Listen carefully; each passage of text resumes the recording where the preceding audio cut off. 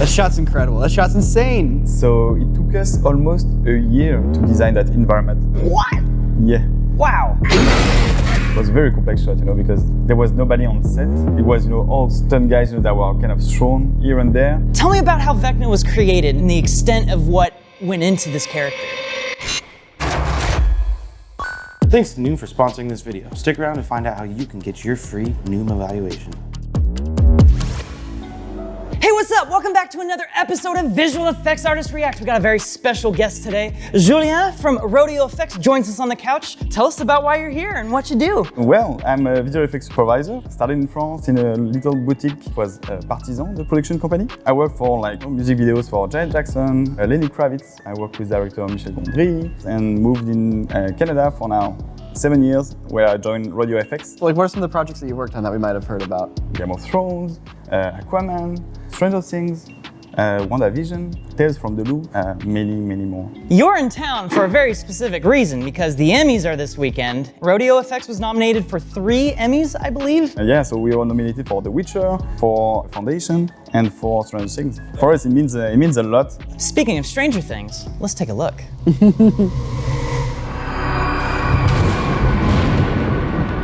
She's in a vision right now, because Vecna is inside her head, and she managed to kind of escape and get into his head a little bit. Yeah, she's basically trapped inside his head, so that's his lair where he's kind of the graveyard where he has all his trophies and all his victims.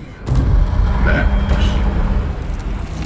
would you like to join them? Tell me about how Vecna was created and the extent of what went into this character. Vecna actually is a really nice combination of what we can do in VFX and what we can do in prosthetic. I think there's a nice collaboration there. All started, with Michael Mayer doing concept of how it's going to look. So we started from that. We 3D modeled Vecna, getting all the nice detail, of the vines on his body, And then once we get, all the nice detail in, we basically 3D scan Jimmy Bauer, the actor. So we make sure to match his proportions. So, the arms are the same length, the legs too, even, the body. So, he could fit basically inside the costume. Then we were able to ship that, and the production has been able to 3D print actually the costume. They paint all the skin detail, all the veins, everything on it. I love that concept because it's Vecna is a very detailed creature and started out as a 3D model from concept. And once you got the actor who's going to be in the eventual suit, you proportioned it correctly, 3D printed all the pieces, painted it all out, and it all just fits perfectly. In the end, it was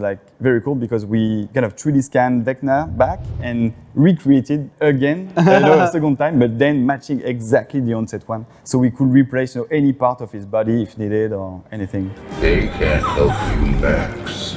His entire body's constantly in motion. I'm looking at his neck tendrils there.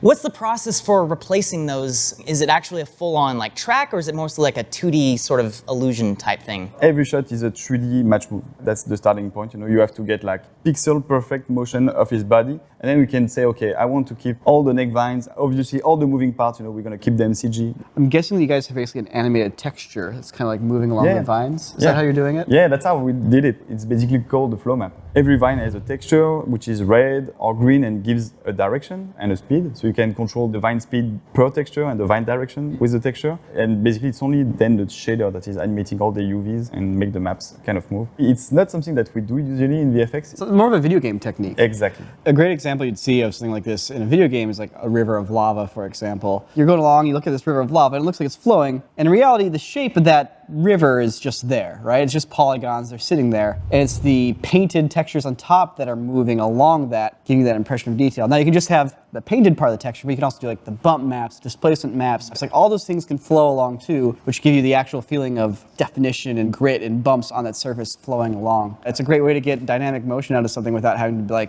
somehow animate millions of polygons to flow. and it's looping over itself basically, so you don't have to have a gigantic texture. You can have a fairly small one, and once you reach the bottom you kind of dissolve back to the top one, and it's kind of an infinite loop. So we actually kind of have a special connection to this scene because we actually had the stunt coordinator, Héry Koda, came in. He showed us how to do this wire work. He talked about his work on the scene. And now we get to talk to the visual effects supervisor who helped make all the cool CG monster stuff happen for this scene. So we're getting the whole picture. We're getting everything here. And both Héry and you guys are nominated for Emmys for the show. And I think Héry won. Did he? Yeah. Yes. Hell yeah! Pretty sick. So you got a long take here. Yeah. You got people being thrown all around the place. You got a big CG monster. Yeah, the take's still going. It was a very complex shot, because there was nobody on set. So it was, all stunt guys, that were kind of thrown here and there. And so you guys look at this, you're like, okay, now, much like with Who Framed Roger Rabbit, we need to animate a creature into the middle of this, taking cues from what's happening in real life, and make it all happen. Yeah, it's a very tricky process. So you have to basically think, okay, this guy is moving like that, so what kind of punch did he receive? Is it going to be with the feet? Is it going to be with the arm? It's just finding the proper cues, especially with the height of the creature. It's like 9 feet tall, so you're very free, but also you have like a huge constraint. So that's also very interesting, to try to find a story. It's pretty complex. Yeah, it looks great. I notice there's good on-set direction. Like, Hopper there is pointing that spear like up at the head of the Demogorgon. He's imagining it. There's no one there. Like, he's imagining, okay, I think it's right here. But that's good on-set direction and knowledge. Like, okay, things can be here. It's gonna be this high. Make sure you're pointing the spear in the right point and not, somewhere else. But of course, the challenge becomes once you have more than one person interacting with an imaginary creature, everybody imagines something different. That's why you see somebody running around, in a green suit with like a tennis ball and a stick. Did you guys do the green suit and tennis ball and a stick? We had a couple of shots like that. We had shots with only the tennis ball, 9 feet high. We had one shot with a green suit, the one where he's, hitting his head. And this one, there was like a green guy, falling on his back, on the back of the stuntman. So you get the weight, because otherwise it's very hard to act, without any weight on the back. So we understand that, they both are connected, they are playing together. It's also a very tricky sequence for lighting, as you can see, everything is flashing everywhere. Yeah, flashing lights. If you're not right in 3D space, it's going to show in the lighting because it's going to be, under a shadow. It's going to not look right, so you have to be like super accurate on where your creature is at. Those shot, for example, when it's very close to the light, near the door, you have to be super accurate. Yeah. So, it's basically here in 3D space, it's very close, so that's where the light reacts well. We've done that as well, where it's like, all right, I got an HDRI of the scene, that's all I need. Nope.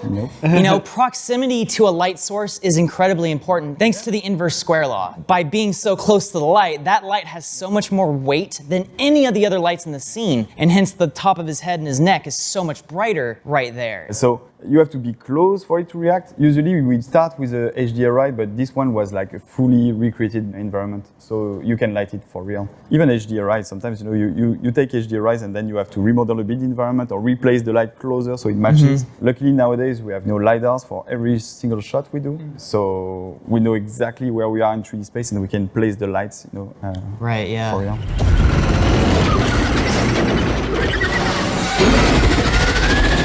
People are like, you already made the Demogorgon, just use the same 3D file. And it's like, well, it's not exactly how it works. Could you have actually taken the original 3D model and used it in the show, like from a technical standpoint? Yeah, it's an iconic character, the Demogorgon. You can't really touch it, but we actually kind of changed 95% of it. So, it's an iconic character. We can't touch it at all, except we touched it everywhere. Exactly. He has this kind of petal flower kind of mouth, Obviously, you can't touch that, but we changed everything else, like the length of every of his limbs has been changed. In previous season, he was, in the dark. He was not doing that much. But now we want him to run. We want him to jump. How is he going to fight? And we basically changed all the size of the limbs, and the ears and everything, so he could do those actions. We took a lot of references from animals, Gorilla is kind of running on all fours and then rising up. How they're fighting, using their feet or using the hands. And so you look at a lot of, different creatures to build one. How many teeth does a Demogorgon have? Actually, it's the Demogorgon is taking reference from a turtle, actually. Oh, yeah? Yeah, and they have like awful mouth. So yeah, you don't want to your fingers inside of this mouth. Huh. Yeah, no, thank you.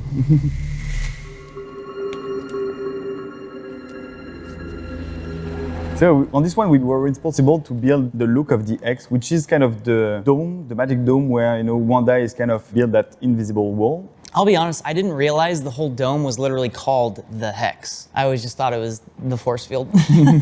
But it makes sense. She's got the entire town in a bubble of her own magic. It's kind of a magnetic wall. And, as WandaVision is about TV, there's kind of TV shows from the 50s, 60s, 70s, everything. So we bought actually a few old CRT TVs and we shot them with a magnet on screen. So we were like, how does a magnetic field respond to a magnet and things like that. So we took that as a reference and then we created tools in Nuke to generate those patterns. So then we were able to add those magnetic fields on the X itself. The chromatic aberration kind of makes it feel like there's a pixelation effect going on, and it creates that moire effect. It all kind of just ends up adding to this cool sort of holographic effect. Exactly.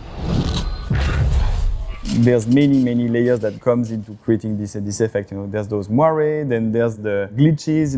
So we kind of starting with something a bit more analog, and then the more the show was progressing, then we started to add digital artifacts and things like that. Is that because the show literally starts off like very analog, and then by the end of it, it's modern? Yeah. So even our magic is kind of changing, throughout Interesting. the Yeah.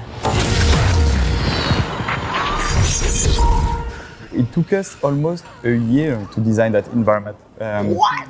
Yeah. Wow. We started like very early in Flame with a rough CG model, just, okay, what can we do, to create this kind of environment where you're inside the TV so we kind of redesigned totally the environment, was much more colorful. Then it was starting to be a bit close from other Marvel shows, I don't know if you recall the Thor bridge, the Rainbow Bridge. Oh, yeah, it was very colorful, so we don't want to do that. Yeah, so because it was starting to get too similar to the Rainbow Bridge? So it's like at some point, after like month of work, I kind of sent back to Tara the first version that we did, in Flame. And I was like, maybe that's the idea. And she was like, I think that's it. We did like the 360, we tried every idea that we could. At some point, I think the first one was the greatest one.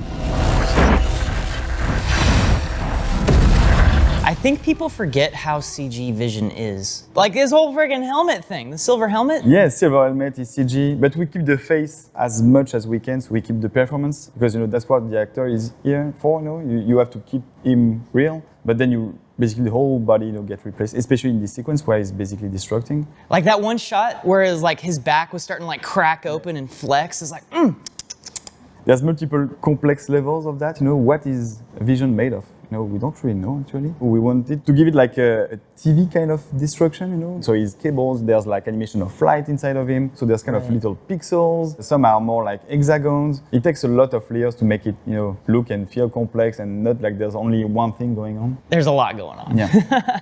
Hey, help us help you by subscribing to us so that you get us. Subscribe, thanks.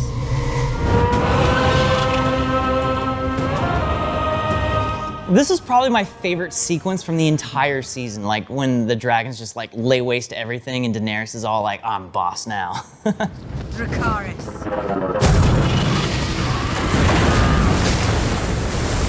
That shot's incredible. That shot's insane. Man, we combine all those physics sims into just one shot. It looks so nice. You don't just have the outside of a boat. You have a whole boat built with all the stuff inside and the props and everything. It's got all the beams in the right direction, so they break the right way. Because it's about getting, variety. You want to have, barrels, different type of woods. You want to have, closes, so it looks real. If you only have one type of things that breaks or destroy, then it looks a bit wonky. In real life, there's so many. It's much more mess. So what comes first here? The breaking of the boat or the water? The breaking of the boat. We've talked about this before where it's like, okay, you animate chicken or the egg. Yes, it's a bit of a chicken or the egg situation. So it's like you have the boat break, but the boat is still on the water. You got the pieces resting on the water, but the water is now influencing the boat. Is there like a back and forth process? I think there's like different layers. So you would, for example, like break the boat and then you get a sim of the water. What you could do also is like simulate then the secondary debris and then those one will interact with the water also and interact back. So it's like the boat breaks, you get the big sort of large scale sim going. That's going to influence the water. So then you simulate all the water and that's going to influence where all the debris lands and moves around. Exactly. And then you can add the splashes and foam on top of that. So it's like, kind of goes back and forth. And then it lands on your desk and you got to composite it. Yeah, exactly. Pretty much it. Yeah, pretty much it. The fire is real. The fire is practical, actually. Right. And they are very specific, on Game of Thrones, they are very specific about the fire. So they shot like, a flamethrower element for us to use. How do you composite fire? It's tricky, actually. Those heavy fires, it's very tricky because it's not like I was saying, on the small flames on the Demigorgon, that's more like additive. But usually those ones, you don't want them to be additive because the core is actually opaque. You don't see through. What do you mean by additive? Additive, I mean like when you take a frame, you plus it on another frame. So that means it's going to make the image brighter. So it looks always like semi-transparent. If you shoot a real fire, a big one like that, you don't see through. It's so dense, so opaque. it becomes kind of tricky because you're having to like figure out how to make it look the right type of opaqueness. Yeah.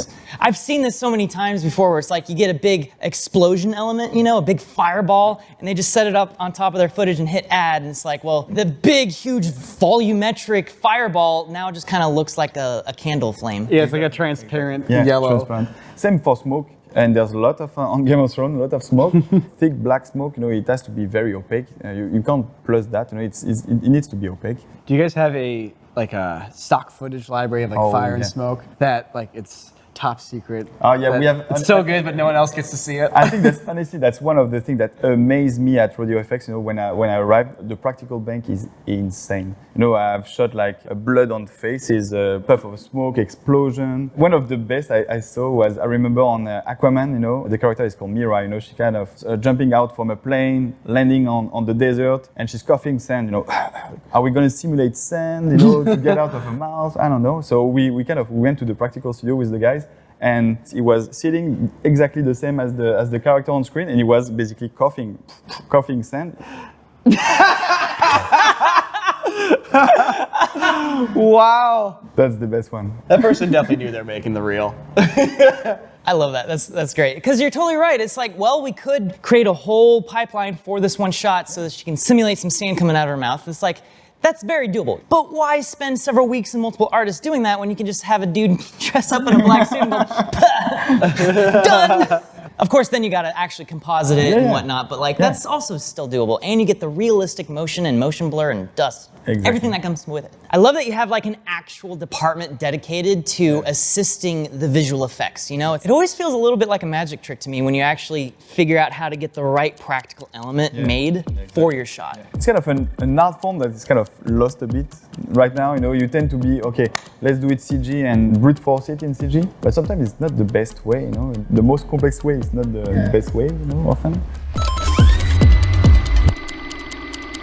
The close-up of his face, is that the prosthetic? The face, you can see, for example, like the cheekbone, the mouth is plate, eyes are plate. We only painted out pupil, not black pupil. So you really stuck to keeping the face realistic. Face, yeah. So he lands on him, he starts eating his head, but they're both interacting with the snow on the ground. How much of that snow is from the original plate versus replaced? We added CG snow everywhere, so it's like, I would say 50-50, but everything that you see close up is definitely CG snow. So you worked on a very low-budget Michel Gondry movie. Yeah, it was the first feature film that we did at Partisan. So the first shot where she goes busting through the actual bookcase there, was that a full like CG bookcase? Yeah, CG bookcase. Because I love that shot. Yeah, so you have to match the plate one to one, you know, match every books, every layers of walls. So you have layers of wood, bricks, concrete.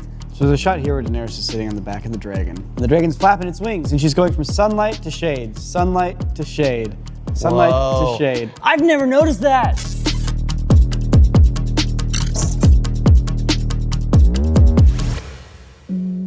Well, there's so many good shows coming out these days, it's so hard to keep up. I just can't watch all of it, so I need your help. Please leave a comment for some cool visual effects shots that we should react to on the show. Thanks. Please do my job for me. Guys, it finally happened. I joined the high-speed crash club at Corridor. I broke my shoulder riding a one wheel. It's not fun. You guys know I've been taking my health very seriously, and because of my broken shoulder, I haven't been able to do that as much as I want to. But thanks to today's sponsor, Noom, they've been giving me all the resources to help me stay on track during this difficult time. Noom helps you create healthy habits that make you feel better both physically and mentally. Learning, not dieting, is what leads to real, lasting change. So Noom helps you learn how your mind works and the why behind the decisions you make. Noom leverages human coaches, psychology, and science to empower people to take control of their own health. One of the biggest features of Noom is your food tracking, specifically your calorie budget. So cooking's been really hard to do with one hand, so I've been using a meal delivery service. And that food delivery service isn't already in the food tracker, but guess what? Noom makes it super easy to just punch in the calories you are, name the dish so you can use it for all future times. It's really been helping me stay on top of my calorie budget even though I'm not cooking as much as I'd like to. So Noom has an awesome coloring system in the food tracker, which really helps you know how much you should be eating and what you're looking at when you're meals. So green means eat as much as you want. That's usually fruits, vegetables. Yellow yellow, kind of in moderation, you know, stuff that just you shouldn't be eating that much of, but it is still healthy for you. And then the orange, it's like, hey, it might be a dessert, you might be able to splurge a little bit, but don't be just eating orange foods all the time. So yeah, it's obvious that Noom helps with the exercise and the food stuff. That's the physical stuff, but Noom really focuses on behavioral science and the mental part of weight loss. They offer exercise plans, quizzes, and insights into the root causes of your eating habits. Some of the themes they teach in these lessons are breaking the behavior chain, crushing your thought distortions, improving your mental health, start eating less dense and like unprocessed in your diet. These are all themes that they break down in detail. And as always, my girl Jennifer, she's my personal Noom coach. I even told her about my broken shoulder recently, and she gave me a bunch of resources on just like things you can do to stay active, different recipes that are easy to make. It's great to have a one-on-one person on the other side of the line for any questions while you're going through this Noom journey. So if you're like me and you're looking for the next step to make long-lasting change in your health journey, I highly recommend joining Noom. So go to noom.com/corridorcrew or click the link in the description below to get your free Noom evaluation today. And please reach out to me. I love seeing all your feedback. It's very motivating to hear that you guys are benefiting from this program. It just motivates me more. Let's keep motivating each other. And with that, let's get back to the React episode.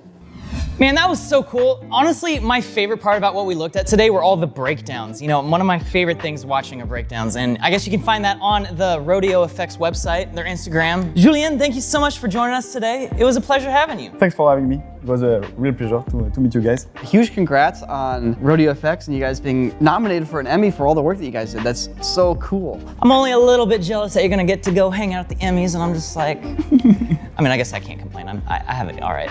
We'll see you next Saturday. Actually, we'll see you tomorrow because we also upload videos on Sunday and they're always super cool. You should just, you know, just stick around for like 24 hours and then refresh the page. All right, bye.